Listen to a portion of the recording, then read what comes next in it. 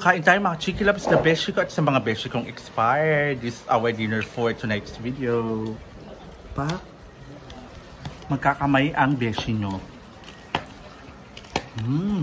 Sarap.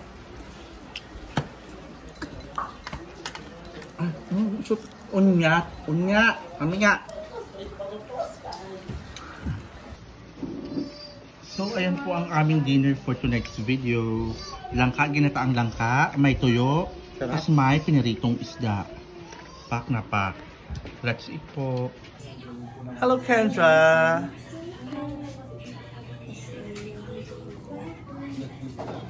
Yaya, bilisin mo na dyan magluto. Nagugutom na ang artista. So, ano naman niluluto mo, Yaya? May mga alamang-alamang.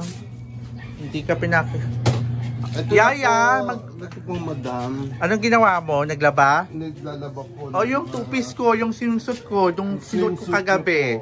Okay na? Opo. Ito na po. Nalaba. Bilisan mo. Ito na po. Wait lang po.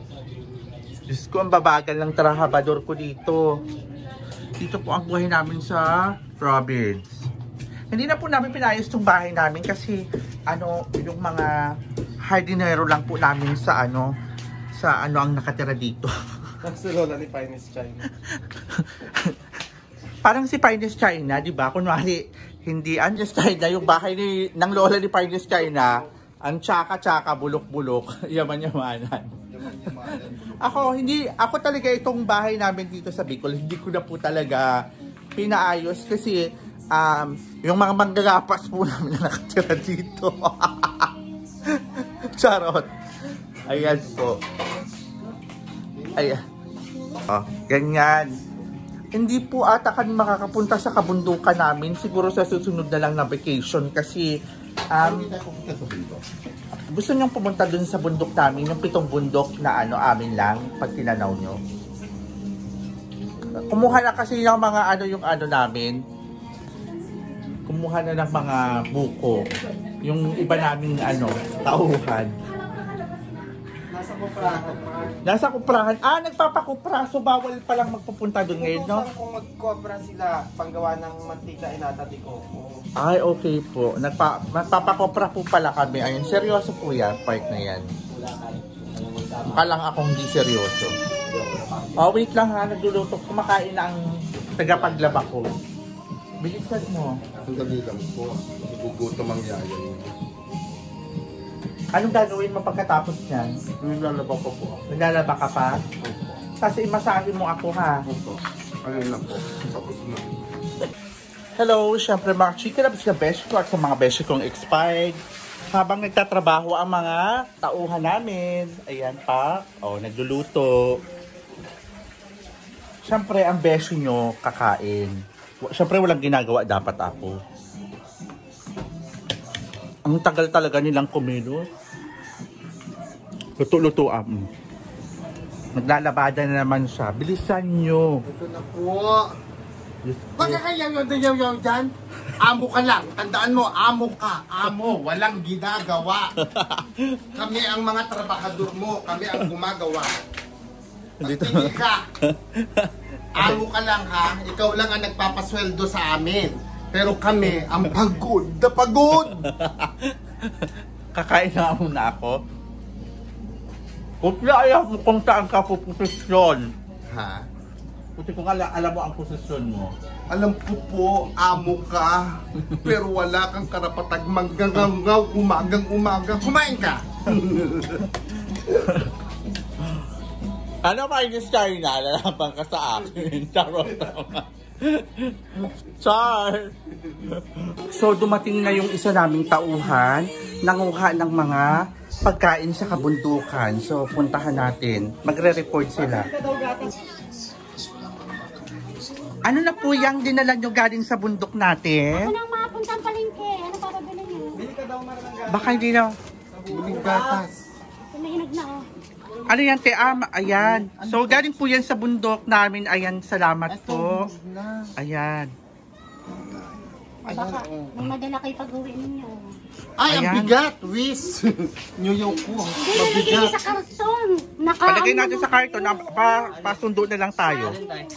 Sabi. Galing bundok yan. Dala na kayo. nila. Gusto dito libre. Doon sa inyo may bayad yan. Karton na lang ninyo at meron. May reservation na. Ang dami naman. Ate, anong kinuha mo pa sa bundok? Ay, buko, ayan, ang social, di ba? Huyo ka ngayon, finest China. Sino mas mayaman sa atin? May bundok kami. Pag nakapunta ako doon, yung bundok namin, 7 bundok. Pak? Di ba? At pa, sino mas mayaman sa atin? Eredera talaga ako. Wala akong sugar, papa. Asukal, di papa. Andito na ngayon ang pagkain namin. Finest China. Pinahabong kita, magpakita ka ng kabundukan mo. Marami kang bundok. Hinarvest po namin to sa aming, taniman. Ayan. Sila ate po, sila po ang nangangalagan ng aming doon. Bundok. Ate, gaano kalaki ang bundok natin? Ipagmalaki mo. 7 hektarya, be! Laban. Kinabog ko si Bea Alonso. Tanga, 25 yung kebe. Ay, 15. Yung kay ano? Kebe Alonso. Nagpadagdag pa ako, kanina lang. 15 hektarya yung kebe. Mabili pa siya mamaya. Bibili pa kami kasi inaayos pa yung tawag ni Tito Lo. Diyos ko Mariosep. Alam mo na meron pa, pak, ang dami. Dalihan ninyo ito pag Ang daming te, salamat. Sino nagangalaga doon sa bundok, te? si Kuya Jun. Sina? Kuya Jun. Sino yun? Yung taga lang din. Binibigyan-bigyan na lang namin ng Kuya.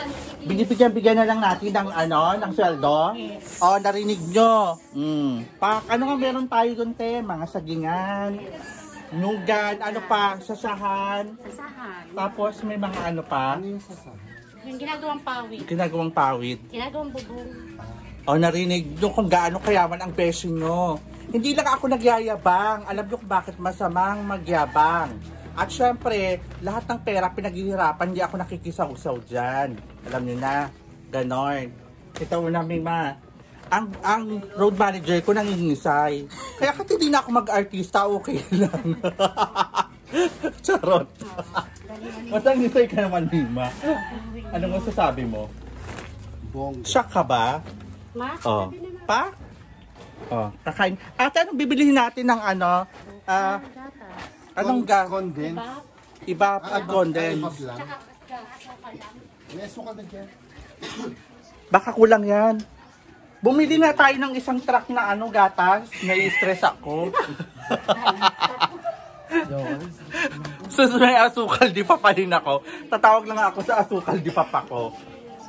Char! Ayan, bye guys!